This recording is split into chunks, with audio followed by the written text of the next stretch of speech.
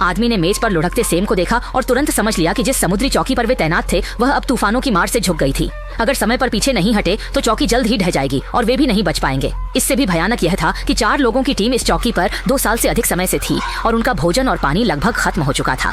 अजीब यह था कि नियमों के अनुसार हर 2 साल में उच्च अधिकारी नए सहयोगियों को भेजते थे, लेकिन अब समय बीत चुका था, फिर भी नए सहयोगी नहीं पहुंचे थे। जब सभी उदास थे, छोटे काले ने देखा कि दूर समुद्र पर एक संदिग्ध जहाज धीरे धीरे पास आ रहा है। अजीब बात यह थी कि रडार पर वह जहाज नहीं दिख रहा था, जिससे लगा कि शायद वह उन्हें बदलने आया है। कप्तान को यह संदिग्ध लगा क्योंकि ये नहीं पता था कि जहाज मित्र है या शत्रु। इसलिए कप्तान ने चेतावनी बटन दबाया और तीनों साथियों को युद्ध की तैयारी का आदेश दिया और तोप का मुंह उस अज्ञात जहाज की ओर मोड़ दिया। जैसे जैसे जहाज करीब आता गया, सभी चिंतित हो उठे। ऊपर की टीम ने अज्ञात जहाज से संपर्क के लिए रेडियो प्रसारण किया, लेकिन आधे दिन तक कोई जवाब नहीं मिला। जब सभी कप्तान के तोप चलाने के आदेश का इंतजार कर रहे थे, कप्तान ने अचानक विचार बदलकर अपनी पिस्तौल छोटे काले को दी और उसे यॉट पर जाकर स्थिति देखने का आदेश दिया। छोटे काले ने अनिच्छा जताई, लेकिन एक सैनिक के रूप में उच्च अधिकारी के आदेश का पालन करना पड़ा। जैसे जैसे वह जहाज के करीब पहुंचा, उसे और भी अजीब लगा। सुरक्षा के लिए उसने पहले शांति से बात करने की कोशिश की। हालांकि उसने देर तक आवाज लगाई, कोई जवाब नहीं मिला और जहाज जंग से भरा था, जैसे भूतिया जहाज। रहस्य सुलझाने के लिए छोटे काले ने डर पर काबू पाकर डेक पर चढ़ने का निर्णय लिया ताकि जहाज के अंदर स्थिति देख सके। अनावश्यक परेशानी से बचने के लिए उसने वॉकी टॉकी बंद कर दिया, लेकिन उसे नहीं पता था कि यह गलती उसे मुश्किल में डाल सकती थी। जब वह कॉकपिट पहुंचा तो देखा कि सब कुछ तहस नहस था। सभी इलेक्ट्रॉनिक उपकरण अब बेकार हो गए हैं। संकेत बताते हैं कि यह जहाज काफी समय से छोड़ा हुआ है। अजीब बात यह है कि जहाज पर लोग न तो जीवित दिख रहे हैं और न ही मृत। जैसे जैसे छोटा काला अंदर गया, उसने देखा कि वहाँ 4 सेट सुरक्षा उपकरण हैं। इसे देखते ही छोटा काला समझ गया कि यह जहाज उनकी जगह लेने के लिए आया रोटेशन शिप है। लेकिन उन 4 नए सदस्यों का क्या हुआ? अच्छी बात यह रही कि जहाज पर सामान था। भूख से बेहाल छोटा काला ने खाना उठाया और खाने लगा। उसे यह नहीं पता था कि दूसरी तरफ कप्तान पहले से ही परेशान था। जब उसने देखा कि वह लंबे समय से श्याओफेई से संपर्क नहीं कर पा रहा है, तो उसने सोचा कि श्याओफेई मुसीबत में है। इसलिए उसने परमाणु हथियार शुरू करने का निर्णय लिया। उसने अपनी चाबी निकाल ली और लिसा से दूसरी चाबी मांगी। परमाणु हथियार को चालू करने के लिए 2 चाबियों की जरूरत होती है और दोनों के पास एक एक चाबी थी। लिसा कप्तान के इस कदम से सहमत नहीं थी, लेकिन उसे मानना पड़ा। जैसे ही दोनों चाबियां नियंत्रक में डाली गईं, परमाणु हथियार सक्रिय हो गया और कप्तान का उद्देश्य परमाणु शक्ति का उपयोग करना था, उस खतरनाक रोटेशन शिप को नष्ट कर देना। लेकिन जैसे ही कप्तान फायर की तैयारी कर रहा था, पेट भरकर बैठे छोटे फेई को इंटरकॉम चालू करने का ख्याल आया। जैसे ही उसने इसे चालू किया, वह डर से आधा मर गया। सौभाग्यवश कप्तान को सही समय पर छोटू का संदेश प्राप्त हो गया।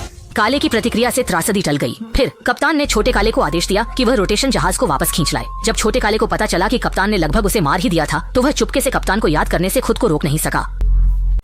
कप्तान के पास छोटे काले की बात सुनने का समय नहीं था। वह जानने के लिए उत्सुक था कि उन 4 रोटेशन साथियों के साथ क्या हुआ। अपनी जिज्ञासा शांत करने के लिए उसने इंजीनियर बाल्डी को रोटेशन नाव की बिजली प्रणाली ठीक करने कहा। फिर नेविगेशन लॉग निकालकर पेन से यात्रा मार्ग चित्रित किया, लेकिन अंत में उसने एक अजीब मार्ग देखा। दूसरी तरफ के लोग भी खाली नहीं थे। उनका मानना था कि यह निकलने का सबसे अच्छा समय है। अगर रोटेशन नाव छूट गई तो उन्हें 2 साल और इंतजार करना पड़ेगा। यह सोचकर दोनों ने अलग अलग काम करने का निर्णय लिया। रात में गंजा चुपके से रोटेशन शिप में घुसा और अपने अनुभव से उसे लगा कि वह इंजन ठीक कर सकता है। वहीं छोटा काला मुख्यालय को संदेश भेज रहा था कि रोटेशन शिप आ चुकी है। उन्होंने रोटेशन टीम के साथ आदान प्रदान कर लिया है और वे चारों 3 दिन बाद लौटेंगे। अब सिर्फ इंजन ठीक करना बाकी था ताकि वे इस वीरान जगह से निकल सकें। ये सोचकर दोनों में जोश भर गया और गंजे की मरम्मत की कला इतनी बेहतरीन थी कि उसने जल्दी ही शिप ठीक कर दिया। दोनों ने सोचा कि अब वे यहाँ से निकल सकते हैं, लेकिन जैसे ही वे जहाज के केबिन से बाहर निकले, जैसे ही देखा कि कप्तान बाहर इंतजार कर रहा था, उसने तुरंत अजीब आदेश दिया। इस पर गंजा आदमी गुस्से में आ गया। उसे लगा कि कप्तान का कदम आत्मघाती है, क्योंकि यह शायद उनका निकलने का एकमात्र मौका था। गंजा आदमी गोली चलाने को तैयार नहीं था, लेकिन जैसे ही उसने कहा, कप्तान ने उसकी कान की लौ पर गोली चला दी। देखकर कि कप्तान मजाक नहीं कर रहा था, छोटा काला आदमी ने मजबूरी में रोटेशन जहाज उड़ा दिया। कप्तान की इस हरकत से गुस्सा भड़क उठा और लिसा ने तुरंत हमला किया। फिर तीनों ने बेहोश कप्तान को स्टोर रूम में बंद कर दिया। अगले दिन सुबह छोटा काला आदमी कप्तान को खाना देने आया और जिज्ञासा से पूछा कि कप्तान ने जहाज क्यों उड़ाया। कौन जानता था कि कप्तान ने एक रहस्य उजागर कर दिया था। असल में वह जहाज 3 महीने पहले ही रडार पर दिखा था, लेकिन जब वह चौकी के पास आने वाला था, तब अचानक दिशा बदल गई और गलत मार्ग पर रुक गया। इसका मतलब था कि किसी ने गलत निर्देशांक भेजे थे और उनके चारों में से कोई गद्दार था। कप्तान को शक था कि गद्दार एमी या गंजा हो सकता है, इसलिए उसने रोटेशन जहाज उड़ा दिया ताकि जासूस भाग न सके। लेकिन छोटा काला कप्तान की बातों पर विश्वास नहीं करता था। इस समय कान पर चोट के बाद गंजा आदमी सहन नहीं कर सका। उसने बिना कुछ कहे आपके गले से 2 परमाणु हथियार छीन ली और उन्हें सक्रिय कर चौकी नष्ट करने की तैयारी करने लगा। गंजा आदमी ने जीवन से उम्मीदें खो दी थी। संकट में छोटा काला समय पर पहुंचा और गंजा आदमी को शांत रहने की सलाह दी, लेकिन तभी गंजा आदमी ने हाथ की हरकत रोक दी। उसे नहीं पता था कि परमाणु हथियार सक्रिय करने के लिए पासवर्ड चाहिए। इसी बीच कप्तान भंडारण कक्ष से खिड़की से कूदकर भाग निकला, लेकिन वे अनंत समुद्र में थे। वह और कहां जा सकता था। जब आदमी मछली पकड़ रहा था, उसने देखा कि जाल में एक मानव हाथ था, जिससे उसे कुछ गड़बड़ का एहसास हुआ। उसने जल्दी से जाल खींचा और पाया कि वह व्यक्ति उसका कल लापता कप्तान था, जिसके सिर पर गोली का निशान था। छोटे काले ने देखा और तुरंत याद किया कि कप्तान ने कहा था कि उनके बीच एक गद्दार है। पहले छोटे काले ने विश्वास नहीं किया, लेकिन जब उसने कप्तान के सिर पर गोली का निशान देखा तो उसे यकीन हो गया। कप्तान सच कह रहा था। एमी छोटे काले की प्रेमिका थी, इसलिए उसने उसे यह बात बताई और कहा कि वह जहाज के नष्ट होने की जगह पर जाना चाहता है सुराग ढूंढने। तभी गंजा आदमी आ गया और एमी के साथ जाने का प्रस्ताव दिया, जिससे छोटे काले को उस पर शक हुआ। अपने शक को सत्यापित करने के लिए उसने तुरंत गंजे के भर्ती दस्तावेज देखे और जैसा सोचा था अहम जानकारी मिली। गंजे को मानसिक बीमारी थी, पर मशीनों की मरम्मत में माहिर था, इसलिए उसे खास तौर पर भर्ती किया गया था। बस इतना। काले ने निष्कर्ष निकाला कि गंजा व्यक्ति गद्दार है। यह सोचकर छोटा काला एमी की सुरक्षा को लेकर चिंतित हो गया, क्योंकि एमी उसकी प्रेमिका थी और वह इस मीनार पर उसके साथ 2 साल से रह रही थी। इसलिए वह चिंतित होकर दूरबीन से स्थिति देखने लगा। जैसा कि सोचा था, जल्द ही समुद्र पर एक छोटी नाव दिखी और उस पर सच में एक ही व्यक्ति था। लेकिन छोटा काला चौंक गया कि लौटने वाला व्यक्ति एमी थी। एमी ने समझाया कि गंजा व्यक्ति गलती से पानी में गिरकर वीरगति को प्राप्त हो गया, लेकिन छोटा काला सब समझ चुका था। रात में जब एमी सो रही थी, छोटा काला चुपके से उस दिन की ड्यूटी रिकॉर्ड्स देखने लगा जब रोटेशन शिप आई थी।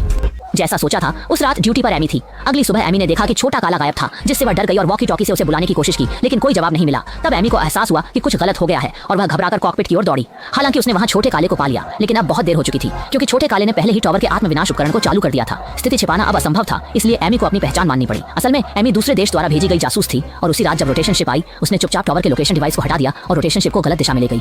अंत में समुद्र के घने कोहरे में छिपकर चुपचाप रोटेशन जहाज के पास पहुंचे और वहां के 4 सैनिकों को मार डाला।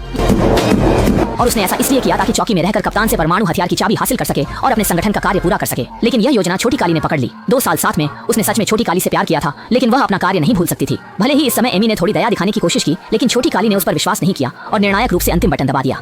इस क्षण दुनिया शांत थी, लेकिन समय के साथ वे डर गए जब उन्हें पता चला कि इस चौकी में कोई परमाणु हथियार नहीं थे। ये केवल विरोधी ताकतों को डराने के लिए बाहरी दुनिया को बताया गया था। इस तरह परमाणु संकट खत्म हुआ, लेकिन अब दोनों यहाँ से नहीं जा सकते क्योंकि उनके पास कोई जहाज नहीं बचा। हालांकि इसी कारण से दोनों को इस चौकी में फिर से एक साथ आकर बिना किसी शर्म के सुखी जीवन बिताना पड़ा। इस प्रकार फिल्म समाप्त होती है।